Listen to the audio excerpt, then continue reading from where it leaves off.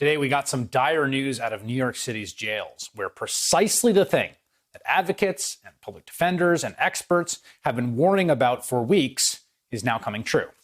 According to a new analysis by the Legal Aid Society, there are 75 cases of coronavirus in city jails, most of which are in the Rikers Island complex. Rikers is one of the largest correctional facilities in the world, and right now the infection rate there is 7 times that of New York City and 87 times that of the U.S. as a whole. In jails, as well as prisons across the country, cramped quarters and less than hygienic conditions are contributing to the spread of the virus, both among both prisoners and the people that work there, corrections officers. Those corrections officers and those employees, of course, can then bring that infection back to their families and their communities. And so it is all a huge public health threat. Some states and counties are starting to take it seriously, releasing thousands of low-risk, elderly, or vulnerable inmates. The city of Philadelphia has a more proactive plan led by District Attorney Larry Krasner, who joins me now. Start by sort of talking about how you've approached this. I have been talking to advocates and public defenders for weeks who have been really, really terrified about massive outbreaks in incarcerated populations. How have you talked and planned for this? Chris, we have our lane and there are many other lanes, but I'm happy to tell you that our police commissioner here has been very decisive in deciding that we will not move ahead with charges immediately for certain types of less serious offenses. What that does is it reduces very significantly the number of people who are going to be going into the front door of the jail. What we are trying to do at the same time is we're working on people who are in on bail who don't need to be there, people who are coming close to the end of their sentence or maybe at the end of their sentence who should already be out of there, and working on people who are held on detainers because they may have some kind of a probation or parole violation, often for something very minor, like testing positive for marijuana, something like that.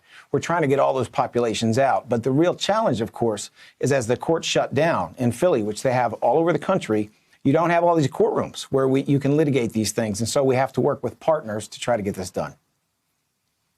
Yeah, I was reading about that, right? So the court shut down, which they, I think is correct for a public health matter, right? I mean, I've been reading stories about, just as recently as a few weeks ago, you got courts going with people running through, which is a public health nightmare.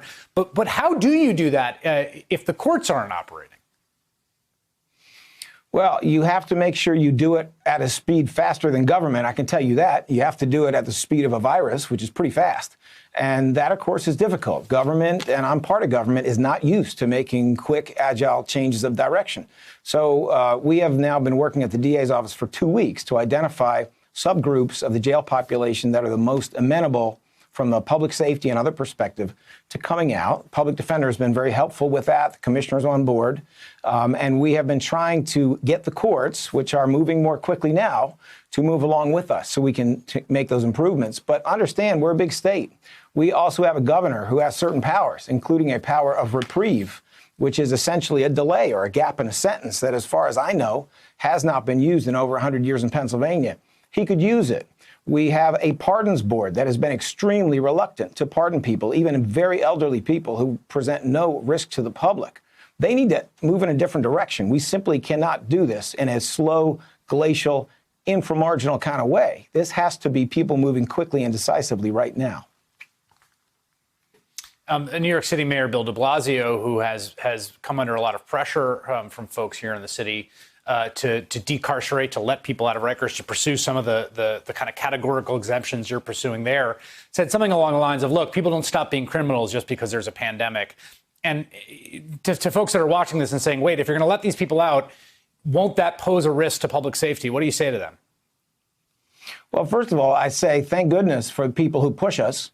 Decarcerate PA and No 215 Jail Coalition in Philadelphia have been tremendously effective. We had several council people who were pushing for this, and we're seeing all across the spectrum, conservatives and liberals together, realize that this is absolutely something we have to do. But more specifically, what I say is that, unfortunately, in criminal justice, slogans are king and science is not. The science in Philadelphia is the following. When our police commissioner decided not to push ahead immediately with the charging of certain types of offenses and to wait to bring those charges until a point after the pandemic was somewhat under control, what we saw is that there was a decline in those crimes. Sorry, Science says no. Science says this is not causing all kinds of crimes to happen that were not happening before. Obviously, we have to remain scientific and see if that changes. But unfortunately, we need to look to the science as opposed to where we have always looked in criminal justice, which is politics and slogans that lead us astray. There was a Louisiana judge today that was saying that they didn't want to let drug users out of prison for the following reasons: that they are too unhygienic to be released from jail, that they're among the most unhygienic populations.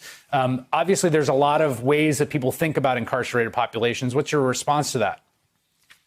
My response is that judge might want to remember we keep people in jail for the commission of crimes, not because the judge thinks that they're dirty. That's not how this is supposed to work. We have a constitution, we have laws. It's not a place where he gets to stick people who he thinks should be there. You know, one thing I've seen people say is that if there are these populations that are currently in jail or in prison that do not pose a public safety threat, and, you know, you refer to the data, and we have a pandemic and we want to get as many people out of these conditions as possible because these places are vectors for infection, why are they there in the first place, right? Like, let's say there wasn't a pandemic. If they're there and there's a bunch of elderly folks in prisons, or there's people in jail that we don't think are a public safety threat, it sort of prompts a bigger question about why all these people are being kept behind bars to begin with.